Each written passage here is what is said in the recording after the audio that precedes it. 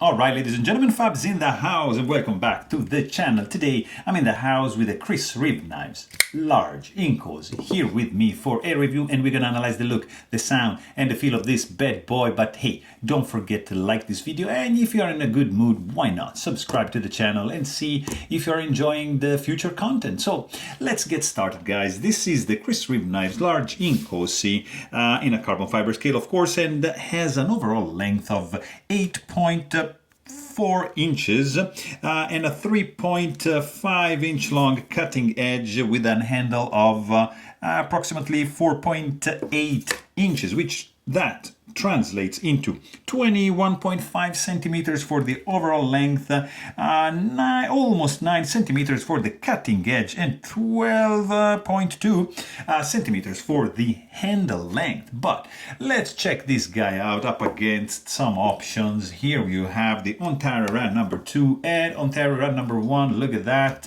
In the house you've got the Inkosi, and you can see it also right over here up against the Benchmade mini bag out and the Benchmade bag out up here. Yeah, big boy, bigger than both the Benchmade options. And here you have Spyderco Para 3, of course, and Paramilitary 2 up here. And you can notice that this guy is pretty much the same length of the Paramilitary 2, but offering a little bit more cutting edge. And of course, yeah, it's bigger than the Para 3. I want to show you another couple options here from Reeve knives. That's the small Sebenza 21, and here you've got the large Sebenza 21, which is pretty much same size of the Inkosi. I can show you something else here. I've got the Drop Lambert Rain, which is a pretty cool one, and what else? We've got Tashi Barusha, that is the Krypton over here.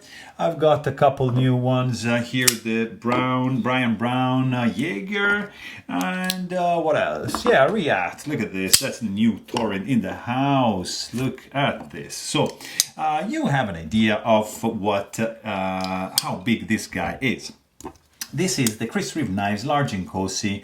It's made in the US. The price on this guy is gonna be around 500, 550, depends on the secondary market, because this is it's a numbered edition. You can see there's an engraved number on the scale. It's a titanium frame lock, made in USA, in Idaho specifically, and it's a classic. It has become a classic. Like after the Sebenza, you know, the Inkosi probably is the most iconic, I think, in the folders division of Reeve, and it's a really cool one because there's a little bit of improvements over the Sebenza, and it came all together in this guy. You've got a very simple look when closed, simple slab, simple lines, really looking clean. In this case, you've got a carbon fiber show side scale with some chamfering going on all the way around. There's some internal chamfering, but there's no internal milling. So that's going to reflect a little bit in the weight. We're going to check it in a second. And then you can see that this is like 2D milled. There's no 3D milling going on whatsoever. And you got this pretty cool finger grooves. You got 1, 2, 3 actually, but because this one actually the first like begs to be used like that, and that's just super comfy. Then you can do it a little bit back, and then you're gonna be doing like this and taking advantage of this angle like here, and then that's gonna be there. So you have 2 nice finger grooves going on, and you got a back. You don't have any backspacer, sorry. You have just one standoff over here where you have to wrap your lanyard around if you want to carry it with a lanyard. So that's gonna be a little bit, you see, can maybe just rub up against the blade. So it's not like my favorite solution, but still you can pull it off. Of course, blade is absolutely centered. There is nothing, you see, like absolutely dead center. And also super safe. There's no way you're going to be able to touch this blade, so pretty fantastic. This guy is deployed through thumb studs. There's dual thumb studs which are anodized, and you can do like a slow roll like that, very easy, or you can even do like just a thumb flick like that, or even you can try to pull off a spidey flick like so, and you can do it. So that's really good. It needs to be broken in a little bit to get to this point, but still you can do it.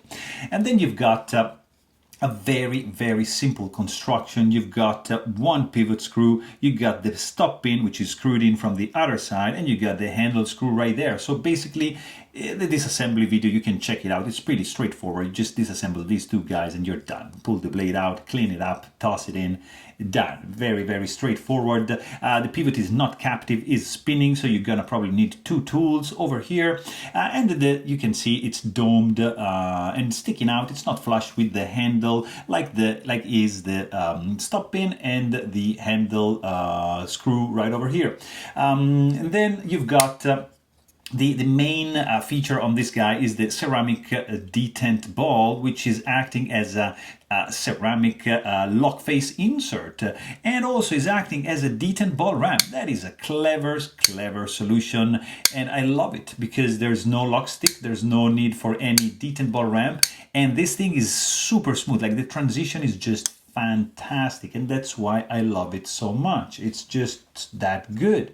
And then you've got a titanium tip-up carry only pocket clip, blasted, which is not looking good, but is looking all right. It's absolutely functional. That's the good thing of this clip. It's not looking good to me, but it's absolutely functional. In and out of the pocket. Look at the clip ramp, the tension. It's not reversible. It's tip-up carry only, but it's absolutely functional, I have to say, even if I don't like it. But and then you've got, look at this, like this blade shape here is pretty classic. You've got the thumb ramp with quite some aggressive jimping going on, a little divot here, crowned spine up to the tip, which is beautifully crowned. It's fantastic. It's really nice. Stone wash blade. You got a drop point. You got a maybe like 35% belly and straight edge up to the sharpening joint. Nice and smooth plunge grind over here, which, like you see, it's recessed, so it can show you how thin the behind the edge this blade is, and we can also check it right now at 0.1375 inches, and if we check the thinness behind the edge, look at that, 0.018. So pretty cool slicer here, sterile looking blade, stone wash finished, is very, very clean. Absolutely, there's no billboarding going on. The sharpening is absolutely symmetrical, and it's just clean. It just works, and you see a little bit of chamfering going on also around the jimping up top.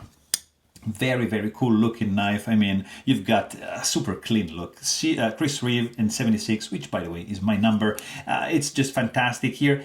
What I really don't like is just the font employed here. There's some Sebenzas at the beginning, they didn't have this and they were looking pretty clean to me. So I prefer that. I don't really like the font.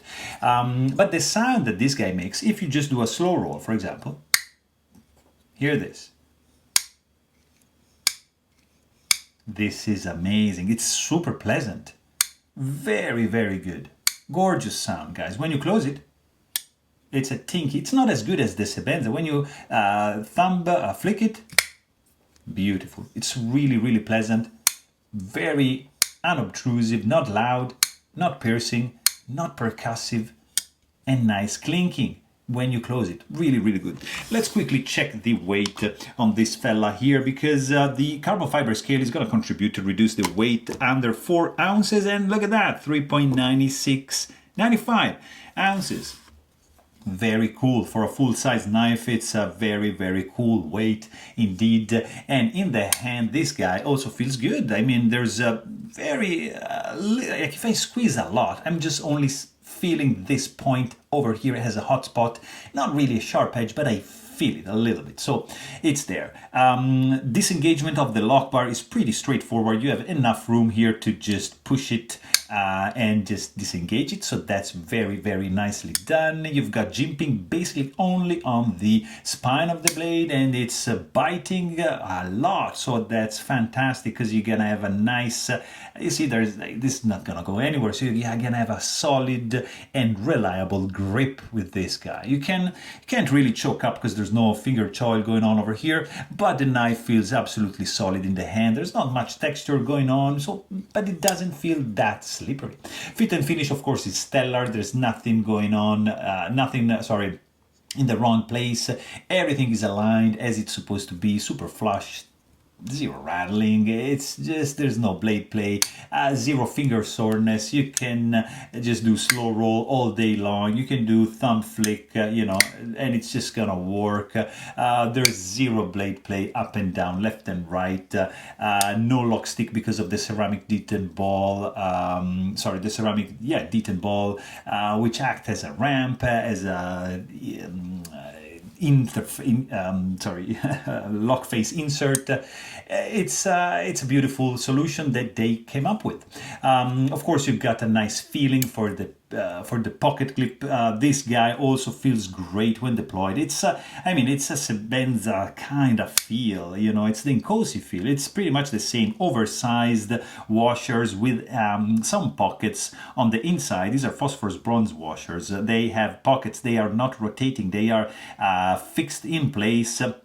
And they have these pockets to hold the grease, the fluorinated grease inside of them, so that it can be distributed when you roll out the knife, you know, and the blade. So it's kind of like a reserve for the lube, and it's just gorgeous. It's just crazy smooth, like really, really great combo.